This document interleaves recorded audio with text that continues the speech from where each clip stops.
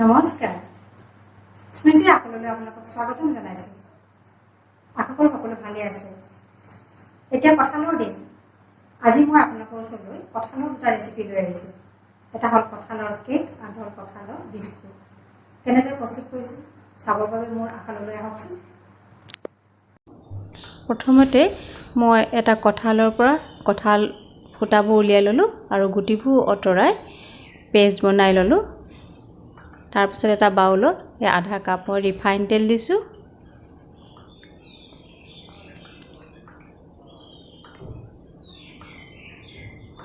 ইয়াতে একাপ মই কঁঠালৰ পেষ্ট দিছোঁ।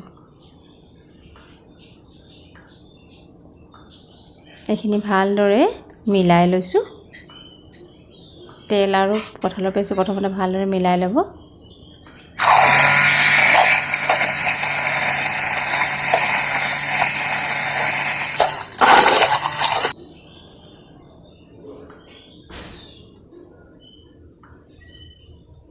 এতিয়া মই একাপ চেনি দিছোঁ গুড়ি কৰি। এনেদৰে চাকনিত চালি দিব, গোটা থাকিলে ৰৈ যাব। আৰু পিঠাগুড়ি দিছোঁ একাপ, এইখিনিও চালি লৈছোঁ। আৰু ময়দা দিছোঁ একাপ।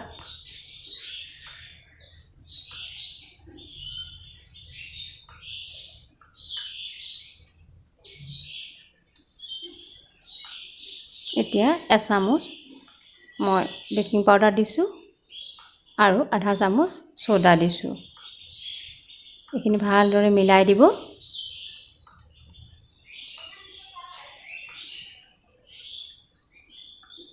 এয়া আধা কাপ মই এতিয়া গাখীৰ অলপ দিছোঁ। আপোনালোকে গাখীৰ নিজৰ ইচ্ছা অনুসৰি দিব। চাব যাতে যিটো কেকৰ বেটাৰ সেইটো বেছি ডাঠো নহয় পাতলো নহয়। এনেদৰে অলপ অলপকৈ দি আপোনালোকে মিলাই দিব।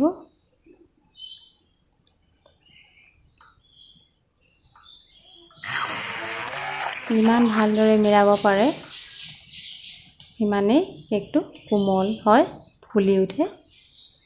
মই অলপমান ভেনিলা এচেঞ্চ দিছোঁ, ইলাচি গুড়িও দিব পাৰে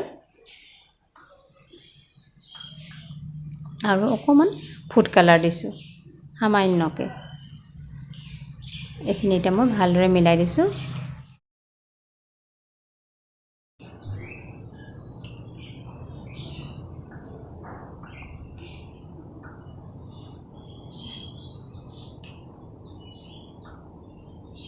মোৰ কেকৰ বেটাৰ ৰেডি হৈ গ'ল।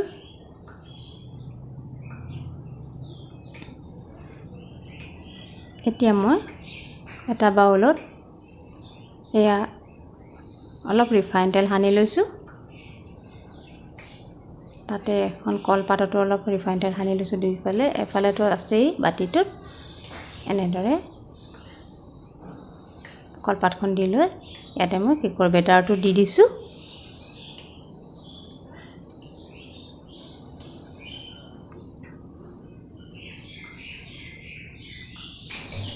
ওপৰত অলপমান মই আলমণ্ড দি দিছোঁ।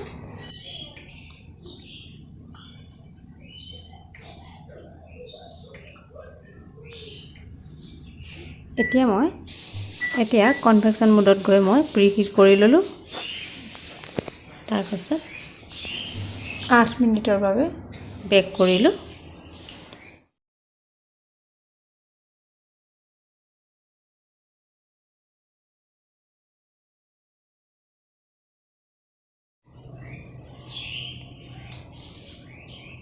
এয়া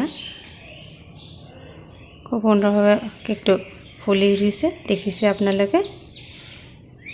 মাইক্ৰ'ৱেভত নকৰি কেৰাহীটো নিমখ দি তাৰ ওপৰত পাত্ৰ এটা থৈ ঢাকি দি এনেদৰেও কৰিব পৰা যায়। এতিয়া মই এখন প্লেটত এনেকৈ বাউলটো লুটিয়াই দিলোঁ। এয়া চব কি ধুনীয়াকৈ এৰাই আহিছে। এতিয়া কলপাতখন মই এৰাই দিলোঁ।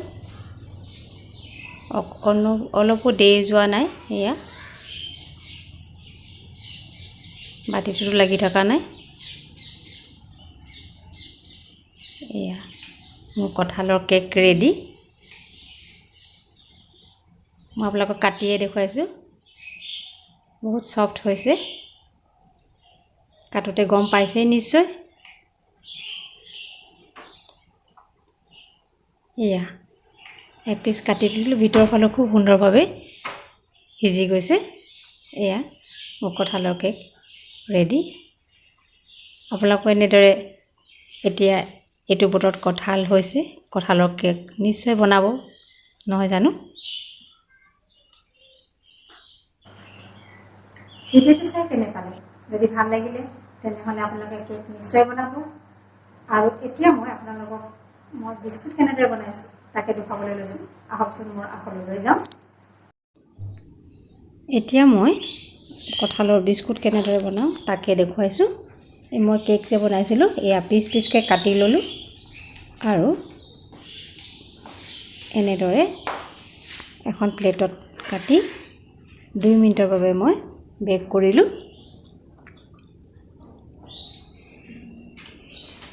2 মিনিট হৈ গ'ল, মই এইখিনি লুটিয়াই দিছোঁ। পুনৰ আকৌ 2 মিনিটৰ কাৰণে মই বেক কৰিম।